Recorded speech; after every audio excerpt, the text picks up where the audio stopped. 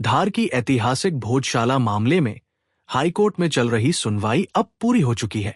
करीब 24 से 25 दिनों तक चली नियमित सुनवाई के बाद मामला फैसले के लिए सुरक्षित रख लिया गया है। हिंदू पक्ष का दावा है कि एसआई सर्वे में मिले साक्ष्य उनके पक्ष को मजबूत करते हैं और कोर्ट का फैसला भी इन्हीं तथ्यों के आधार पर आने की उम्मीद है। 6 अप्रैल 2026 से इंदौर हाईकोर्ट की डिवीजन बेंच में मामले की नियमित सुनवाई चल रही थी।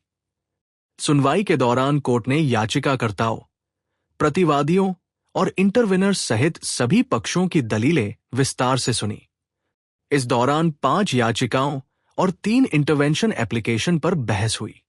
एएसआई द्वारा पेश की गई करीब 2100 पेज की साइंटिफिक सर्वे रिपोर्ट को लेकर सभी पक्षों ने अपने अपने तर्क और विश्लेषण कोर्ट के सामने रखे।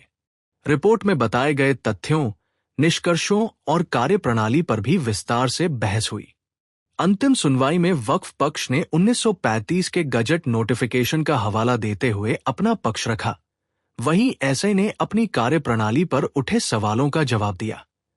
भोजशाला मुक्ति यज्ञ समिति के संयोजक गोपाल शर्मा का कहना है कि भोजशाला को किसी सर्वे की आवश्यकता नहीं थी, लेकिन सर्वे में मिले साक्ष्य हिंदू पक्ष के दावे को और मजबूत करते हैं।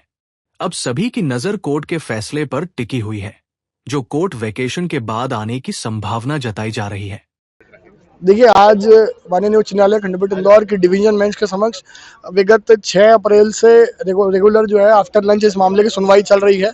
लगभग 26 दिन के अनुरूप इस मामले की सुनवाई हुई है। 60 घंटे के आसपास जो है माननीय न्यायालय ने बड़े धैर्यपूर्वक सभी पक्षों को सुना है और पहले पिटिशनर्स को, फिर रिस्पोंडेंट्स को और उसके बाद इंटरवीनर्स को, सभी पक्षों को सुनने के बाद आज माननीय न्यायालय के समक्ष इस मामले की सुनवाई पूर्ण हुई है, जिसमें एएसआई की रिपोर्ट के ऊपर या अपने अपने हिस्टोरिकल एविडेंस के ऊपर हो या साइंटिफिक एविडेंस के ऊपर हो, सभी ने अपना पक्ष रखा है और सभी पक्षों को धैर्यपूर्वक सुनने के उपरांत आज माननीय न्यायालय के समक्ष इस मामले की सुनवाई पूर्ण हुई है।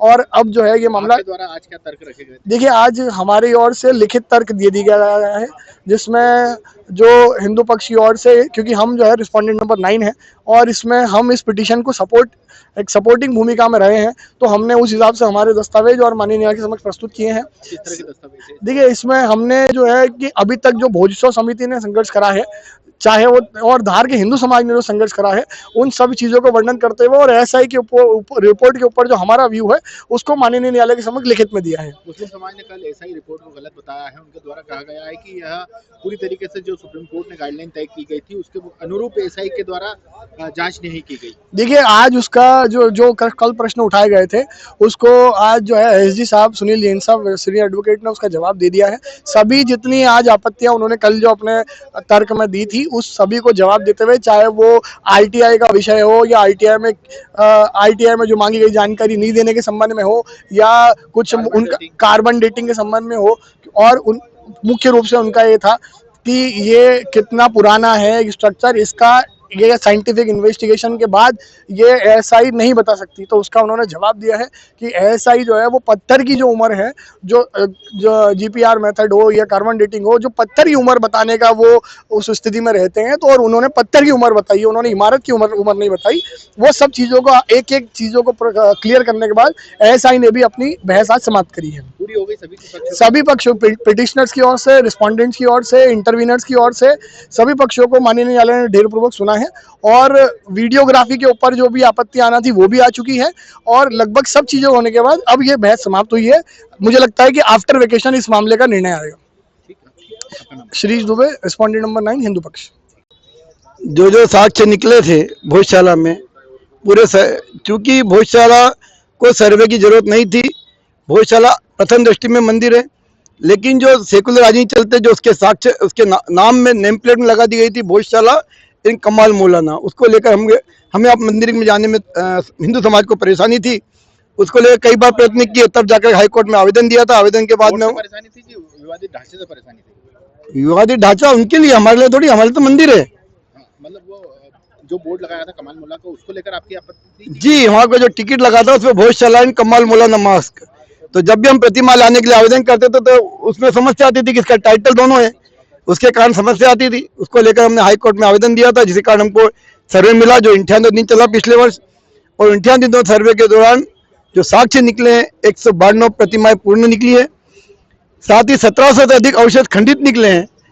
और सर्वे क्या उसमें जो अवशेष निकले हैं तो निश्चित ही अब जो टाइटल चेंज होगा तो लंदन से प्रतिमा मुक्त होकर के। लेकिन मुस्लिम पक्ष ने कल जो एएसआई सर्वे था उसको गलत बताया है कि पहले से मूर्तियां रख दी हैं वहां पर, जब जांच के दौरान सिगरेट और पानी के पाउच निकल रहे हैं तो उसको पूरी तरीके से उन्होंने गलत बताया। तो देखिए हिंदुस्तान में यही वीडियो बना के राम का जन्म हुआ उसके प्रमाण हमको देना पड़ रहे हैं, माँ का मंदिर है इसके प्रमाण हमको देना पड़ रहे हैं। क्या तो कोर्ट में क्या तर्क रखे जो मुस्लिम पक्ष ने तमाम तरह की आपत्ति ली थी उसको? देखिए कागज बनाए जाते हैं और इस 700 साल की गुलामी में और 70 साल की सेकुलर राजनीति के चलते जो कागज बने हैं वो कहीं ना कहीं हिंदू समाज के विरोध में बनाए गए थे। वो सब सर्वे के दौरान जो साक्ष्य निकले वही सत्य है बस। कोर्ट के समक्ष आज क्या रखा आपने उन सब आपत्तियों को लेकर? आज सभी जो चूंकि इस भोजशाला को लेकर के 5 केस चल रहे थे पूर्व में भी उन सबको एक ही केस में मर्ज किया गया है। सभी अपने अपने पक्ष धरे, न्यायाधीश महोदय ने सारे सुने हैं और जो साक्ष्य निकले उसको पुरातत्व विभाग ने भी पेश किए हैं और साक्ष्य के आधार पर निर्णय होने वाला। तो निश्चित ही वो जो निर्णय होगा वो माँ का मंदिर बनेगा और लंदन से मुक्त होकर आएगी। आपका नाम? गोपाल शर्मा, संयोजक भोजशाला मुक्ति यज्ञ।